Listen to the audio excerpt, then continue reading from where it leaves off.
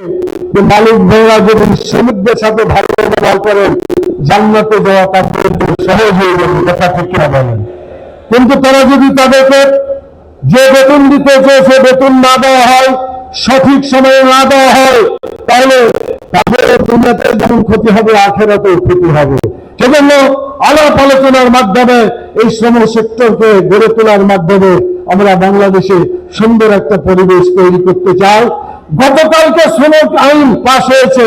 প্রতি বছর বাজেট হয়, প্রতি বছরের শ্রমিকদের জন্য আইন তৈরি করা হয় জাতীয় সংসদে, কিন্তু দেখা যায় আইন তৈরি করা হয়, আইন বাস্তবায়ন করা হয় না, কথা ঠিক কিনা বলেন।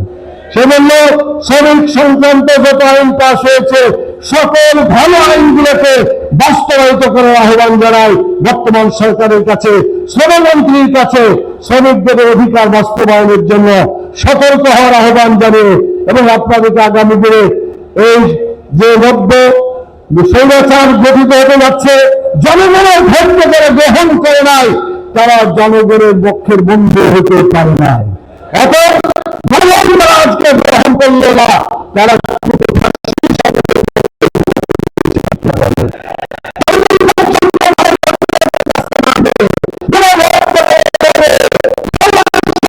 সরকারকে মানবে না। আসলে আমরা আন্দোলন গড়ে তুলি জনগণের অধিকার আদায়ের জন্য, দুনিয়া এবং আখিরাতের কল্যাণের জন্য দিয়ে যায়। সবাইকে সে আন্দোলন আহ্বান জানিয়ে